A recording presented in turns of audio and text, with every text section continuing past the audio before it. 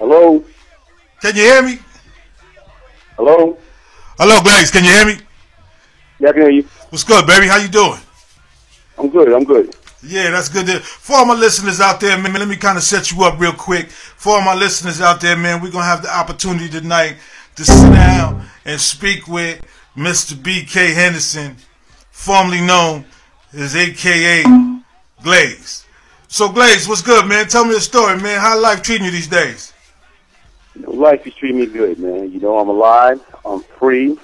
I got my health, got my spirit, got good things happening in life. Life is good. Yeah, that's good. That's good. So what we're going to do tonight, man, we're going to sit down, man. We're going to talk about a little venture, man, that you've been embarked on, man, about you writing a book about some of the things that you've done in your past, you know what I'm saying? For those that don't know, man, that you was part of a certain crew that allowed you to see some things in life that other folks may not have had an opportunity to see or go through in life. So, man, kind of like real quick, give us a little summary of, the book that you was trying to show to the masses of the world, man, about the things you did in the past.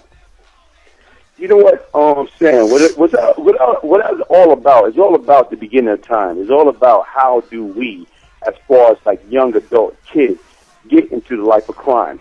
And to me, like right now, growing up in Bedford-Stuyvesant, moving to East New York, Cypress Hill, you know what I'm saying, that was one of the murder capitals of Brooklyn, New York, as far as like the most homicide. And even remember, I'm gonna take you a step back. Even growing up as a kid, I remember being so scared of death of you.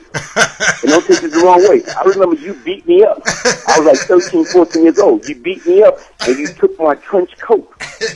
And to me, like right now, is what don't break you, make you. Absolutely. And as time went on, what happened is, guess what? What we want to do is, we want to be fly. Why do we want to be fly at 13, 14, 15 years old? You want to be fly for those pretty girls out there. Yeah, no doubt. So you want to have every British Walker. You want to have every color Playboy.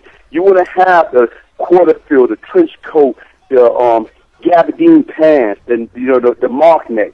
You want to have all that because you want to be down. You want to be able to hang out and have one of those pretty girls as your girlfriend. Yeah, no question. And what happened is, how do you get that money? I remember growing up in Cypress. Guess what?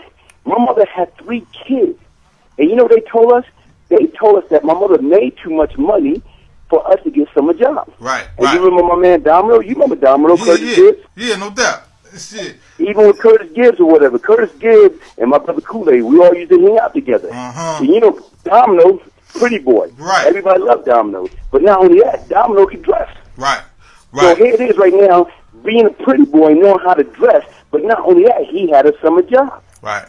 But guess what? We used to watch. We used to wait. These niggas come home, they work their 2 weeks, they get their first pay. What they do? They shoot to Delancey Street. Right. When they come back with their brand new British Walkers. They come back with all their clothes or whatever. Here it is, me on the outside looking in. I want to be that way. Right. So you know what we start doing? We start waiting to see who got summer job and start robbing them. Why? Because we want the British Walker. We want the Playboy. We want to be fly guys looking pretty for the girls. Right.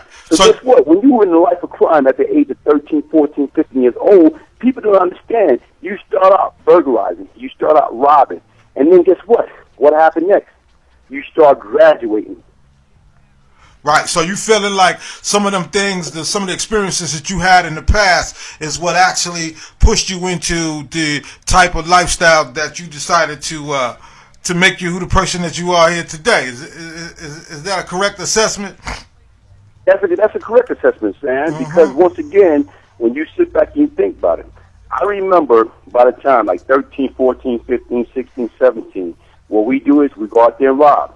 Sometimes you can rob somebody, and guess what? You can get away with, probably $2,000, $3,000. Right. Sometimes you rob somebody, and you get away with what? $5. So you do the math. But guess what? When you go out there and rob, what happened was when I went away, I caught 2 cases.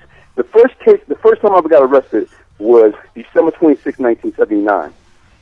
And when I got arrested, I was with Clyde. You remember Clyde? Clyde is Domino brother. Right. Clyde is more or less right now. What people used to tell me back then, Clyde was like my dad. Because Clyde was the one that came to you that got my coat back when you beat me up and robbed me and took that coat back in, what, 77, 78, 79? What year that was? Yeah, that was way back, baby. You know what I'm saying?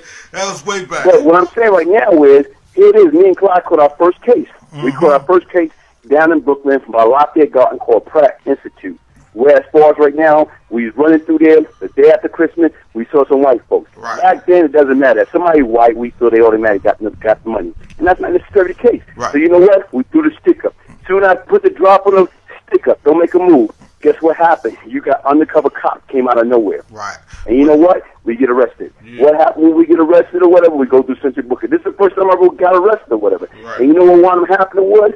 You know, then keep your mouth shut. Yeah, So no to doubt. me, being that Clyde had prior, what I did was, that was my first offense. I took the weight. Clyde didn't have nothing to do with it. Yeah, no That's doubt. what I say. Despite we was down together, Right. but you know what? You get him off the hook. All right, so let's kind of speed this up. Let's talk a little bit about how you kind of brought all that together. Because here's one of the things that I picked up that was actually amazing to me, man, when I read the story.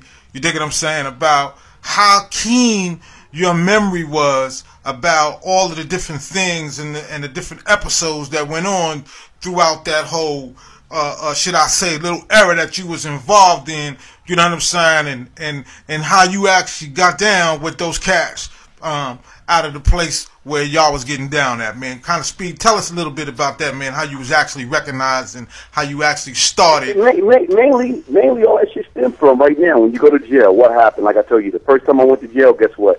You know, I'm no different than anybody else. First time I went to Rikers Island, I was like a little girl. You know, I got beat up, I got robbed, I got my British walkers taken, my coat taken. You know, they take your British walker, you pair of brand new Adidas or whatever. But it doesn't matter. I got beat up, I got robbed. But you know what happened is, when you keep going back through Rikers Island as a kid, what happened is you be a victim. Then after a while, once you know you're not going nowhere, that you keep catching cases, and you know you got to go upstate, you got to do time, then you start establishing yourself as an individual. I remember as a kid, I was scared to death. First time I was on Rikers Island, I was scared. I got beat up, I got robbed. But then again, as time went on, you know what? I remember in 1986, 87, they kicked me off Rikers Island. So we did not want this brother on Rikers Island because he was a menace. Right, because right. to me, you know, back then, I'm on Rikers Island. I don't got no bail. I'm facing 2 murders, kidnapping, weapon charges. Guess what happened? Now, I'm a menace. Because anybody got in my way, I would try to kill them. I would stab them in the neck with an ink pen. It doesn't matter. What happened is, being in there, you breathe. They breathe what? They breathe worse of criminals. So you know what? Being in there and having a reputation, and I remember being in Brooklyn House at the time in 1986, me and Pappy Mason, we developed a good relationship. Right. We became hell of a friends or whatever. Right. And then not only that, develop a relationship with Fat Cat or whatever. Once you develop these type of relationships, and what people does is they recognize people that got balls, people that got strength. And then you gotta remember my affiliation with who? The A-Team. Right. And right now, growing up in East New York, we all know the A-Team was not to be fucked with. Yeah, no question. Right? No question about So that. when people know that you got a jailhouse reputation and you got a street reputation, people want you to be part of what? Their organization. No doubt. And that's how that came about. Right, and so once that came about, they understood and start seeing some of the things that you was doing, you know what I'm saying? Then you started kind of making your way up through the ranks, you dig what I'm saying? And so that's what allowed you to be who you are, you know what I'm saying? So kind of tell us a little bit, man, about give us a little insight, man, okay, once you started putting your thoughts together, man, and how you kind of figured out that you wanted to tell this story, you know what I'm saying, about what you went through and the reasons why, man, you know what I'm saying, because everybody has a story, but then has an alternate story to tell the story that they just told. So give us a little insight on that. All that stuff stems from, man, like you said right now, sometime right now, Sam, when you do time, and to me, I did a total of 14 years in and out of prison. And when you do that time, you got time to think. And most of my time was spent in a hole. And when you're in the hole, the beam, whatever they may call it or whatever, you're in segregation. You locked down from the population. You locked down 23 hours a day, sometimes 24 hours a day. You come out probably like 3 times a week to take a shower or whatever. You come out 1 hour a day for recreation to go out in the yard or whatever. But for the most part, you locked down. So what do you do with that idle time? What I did with that idle time, I more or less like did a lot of reading. You know, you did a lot of researching. You do a lot of soul searching or whatever. So even during that period of time when I'm in and out the box or whatever, at that present time, I thought that I wanted something, a power structure so strong that never could penetrate through it. And you know what? Once I got that power structure, what happened is you realize that's not what you really want. Because when you sit back and think about it, Sam, is here it is right now is when I went away at 17, I was sentenced to 2 to 4 in Brooklyn, 2.5 to 5 years in Queens for both of them for robbery cases. And then prior to that, for my first robbery case in 1979, like I told you what I had with Crazy Clyde, I was sentenced to 5 years probation, youth for offender. But then I got a case right after that, January 80, with me and Boo Brown, I was sentenced to another 5 years probation for robbery.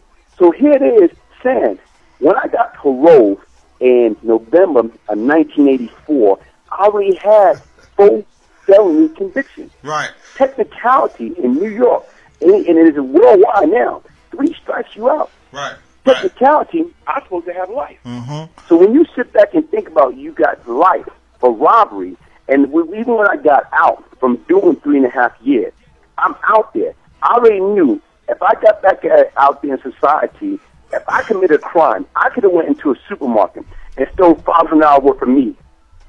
The government could have gave me life imprisonment for stealing $500 worth of meat, but you know what that was been for? For my 4th felony. So I'm sitting there thinking about it. If I'm going to do crime, guess what's going to happen? Why the hell I'm going to go ahead and steal something? If I'm going to get a life for stealing shit, I might well go out there and kill people. Yeah, no question. And when you got in the drug game, guess what happened is, and don't get me wrong, Shan, like I told you, to me, I sit back